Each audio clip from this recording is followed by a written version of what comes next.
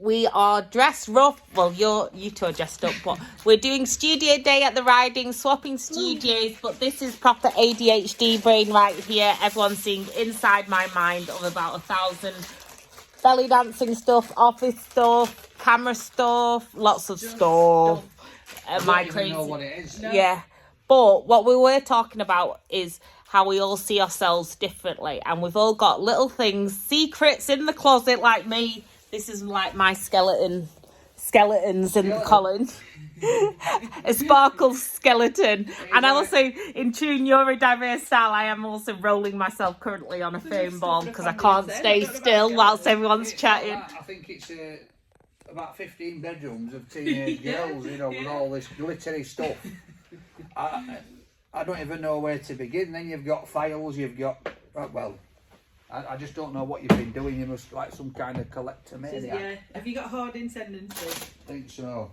Yeah. I think so. But we're talking about how we feel about ourselves and how our body image changes over years. And so you two were saying you didn't like exercise because I love it, but it's easy for me because I love it. So I think for me personally, I've always been a big lad, right? And when you see people like New Year, always people like they're joining diets, they're joining fitness clubs, they're joining all this kind of stuff. When you go to fitness, I find they say, right, we'll start off slow, we'll do 10 star jumps. I'm not being funny, my body's never done a star jump in its life, so 10 star jumps, that's going to kill me straight off.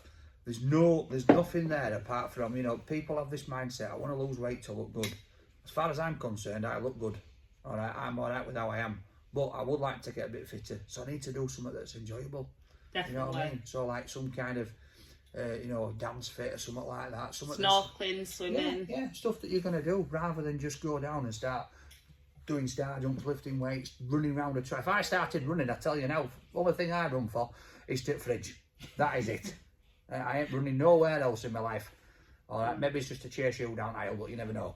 Or a kebab. Or a kebab. But that's at low. This is it. But that's the thing, we're all different shapes and sizes. And then I have a thing there, because I was saying other day, I think somebody called me, said, oh, Sophie, you look really healthy. Oh my days, that is my massive biggest trigger if someone says I look healthy. Why? Because it means I put on weight. No, it don't. It means you look healthy. You look good. It means you're the right You've got a smile on your face, a spring in your step. All right. When I first met you, and we're having a first few chats, I'd say, I remember once I watched you walking from pub and you changed from coming out of that pub to walking, your face and body language just changed as if you were down in dumps and nothing was coming on. And now, for every day, you've got a spring in your step, you're more active vocally, doing stuff that you should be doing, not letting people tell you what to do. You've got a voice, and that's why you're looking good. And I think this is why we're all wired differently, because like things that might trigger you or you with fitness or eating might trigger me, and I've got real, and I don't blame anyone, because why would, oh, you look healthy, it's a compliment, it's not exactly. I'd rather someone's like, you look bloody awful, than to say I looked healthy. Are you having a laugh? yeah, actually, that's. But do you know what? But no, loads of people who've had eating disorders, it's a really big thing. At the end of the day, we're all the same, we're all a person. We've all got a heart, we've all got a mind, and we're all the same. So it doesn't matter how big, small, whatever you've got going on, we're all that same thing. So we should respect everybody for the individuality of who they are, not what they look like, not what they sound like.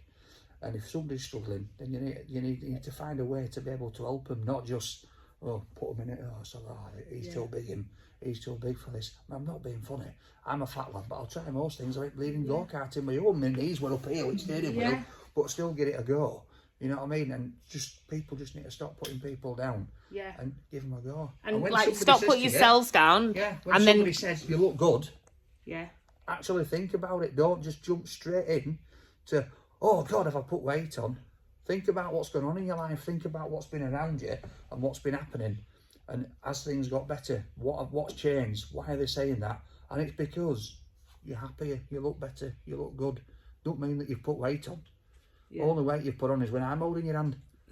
You know what I mean? That's a good way. Because if someone said either of us, I would imagine, Yeah. you look good, you look healthy. We're like, yeah, that's fantastic. I must look really, we'd be absolutely cloud nine. But that's what people have said to me way. since I've been with Sophie. They've Yeah. said to me, "Oh, you look great. You've lost weight," and I know that I have. And I said it to you last time I saw yeah, you. and the reason for that is because before meeting Sophie, I'd go out and do what I've got to do with my takeaway. I'd do stuff with kids, but then at the night time I'd just be sat. I wouldn't be doing anything, right? I'd be ordering kebabs. I'm like, I'm having a kebab tonight. Oh, do you know what? I'm having a kebab tonight. I think I've had about 2 in the last 2 months. You've got a fuller life rather than a fuller life. Yeah, but Yeah. I used to go to bed 8 o'clock. Now it's 10, half 10, because we're actively doing, and we're doing stuff, and it's obviously looking at the time I spent with my kids, still doing that, but then spending time with Sophie, so then your body changes. So like you say, for me then, when somebody said, "Oh, you've lost weight," I'm like, yeah, oh great. But on the other hand, I've lost a lot of weight before. Not for good reasons. Yeah. And I hated myself. Yeah. Because I thought I like to be the jolly fat fella. And some people, that's what they like to be. Just as some people like to be that really slim model or whatever, that's what they want to be. Just to make sure that if you want to be that person, you've just got to make sure that you're doing as much as you can to make sure you're healthy, aren't you? My weight don't bother me too much.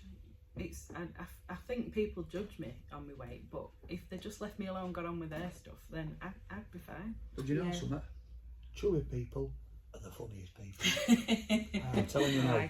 But the daft thing is, people will say like, "Oh," and you even sometimes think, "Oh, well, why do I find you attractive?" Yes. And I find you so much more attractive than someone who hasn't got a heart and pumps iron in the gym and isn't bothered.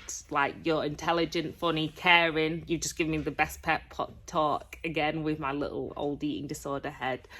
And like, same with you, Diane, one of my closest, bestest, oldest friends.